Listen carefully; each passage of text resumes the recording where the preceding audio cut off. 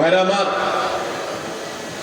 একজন মানুষ যদি পরিপূর্ণভাবে ইসলামে দাখিল হতে হয়, তাকে যদি ইসলামে পরিপূর্ণভাবে প্রবেশ হতে হয়, তাহলে তার সর্বপ্রথম যে বিষয়টির প্রয়োজন সেটি হলো তার ঈমানকে বিশুদ্ধ করতে হবে।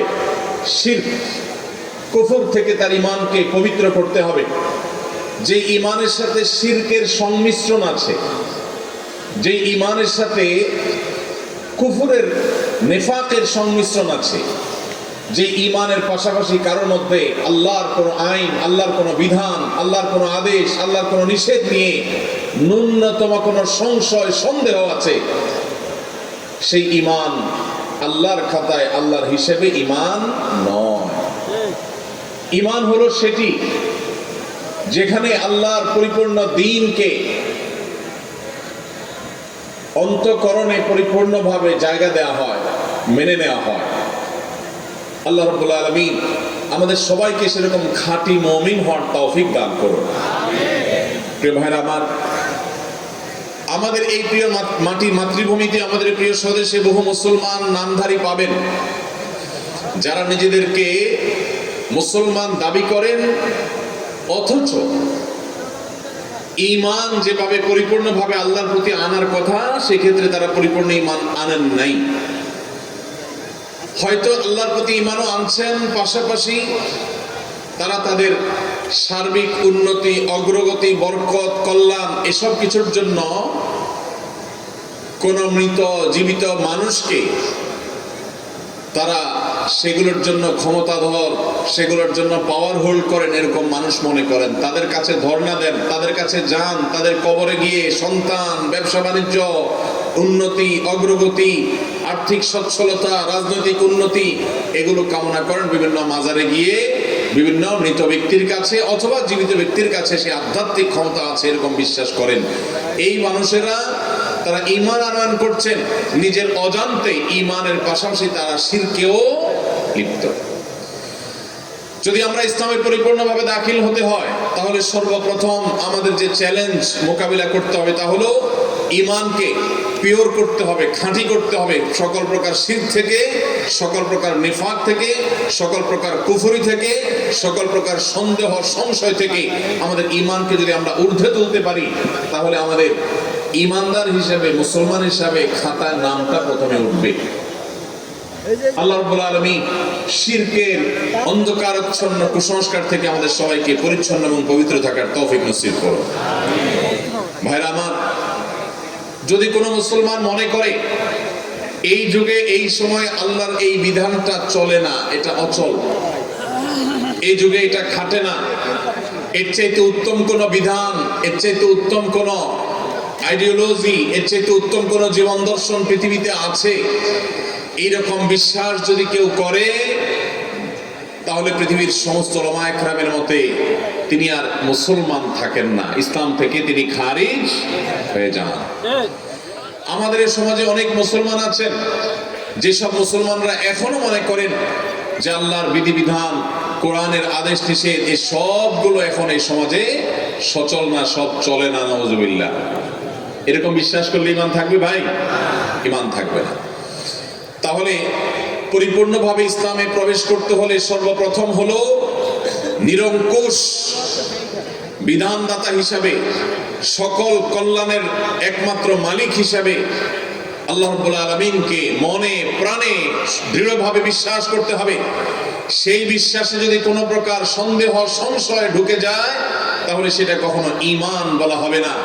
অনেক মানুষ আছেন নিজেকে মুসলমান দাবি করেন, ওয়াজ মাহফিলে আসেন, কিন্তু সংশয়ের কারণে তিনি ঈমান থেকে, ইসলাম থেকে শিরকে পড়ে গেছেন, নিজেও জানেন না।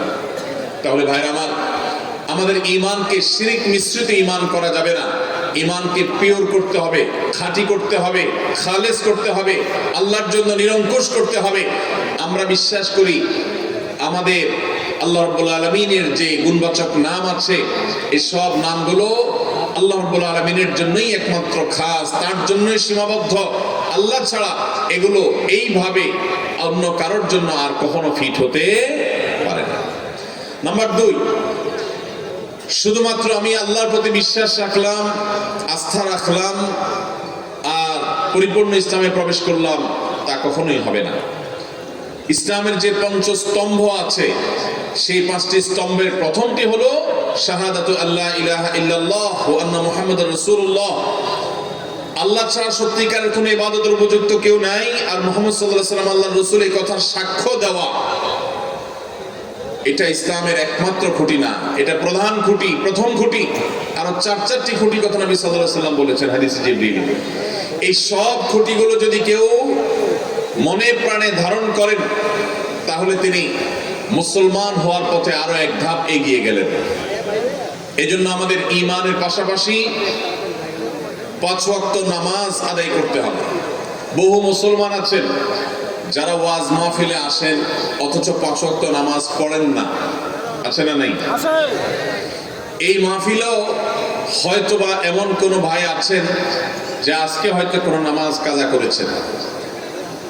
আমরা অনেকে জানি না, নামাজ ইচ্ছাকৃত যদি কেউ ত্যাগ করে, নামাজ যদি কেউ পরিহার করে, নামাজ যদি কেউ না পড়ে, তাহলে সে নিজেকে মুসলমান দাবি করবার নৈতিক কোনো অধিকার তার আর থাকে না।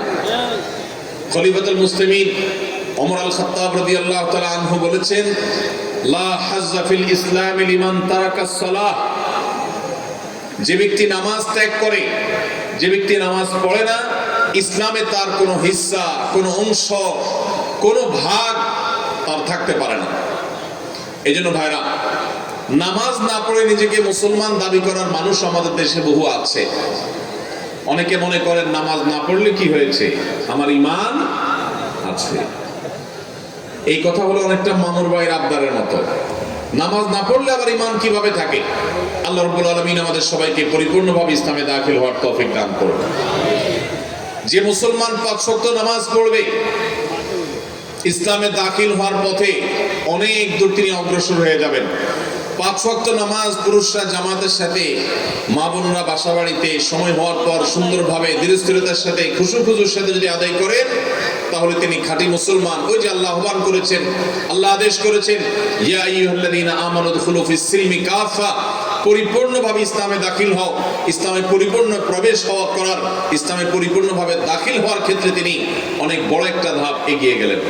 ভাইরা আমার, যার নামাজ যত সুন্দর হবে আল্লাহর কাছে তিনি তত ভালো মুসলমান, আর যার নামাজে যত ভেজাল হবে আল্লাহর কাছে তিনি তত ত্রুটিপূর্ণ মুসলমান। নবী সাল্লাল্লাহু আলাইহি ওয়াসাল্লাম বলেছেন, আউয়ালু মা ইউহাসাবু বিহিল আবদু ইয়াউমাল কিয়ামাতি আস-সালাহ, কিয়ামতের দিন সর্বপ্রথম হিসাব নেওয়া হবে কিসের ভাই? নামাজের। ইবাদতের মধ্যে নামাজের হিসাব নেওয়া হবে সবকিছুর আগে। আর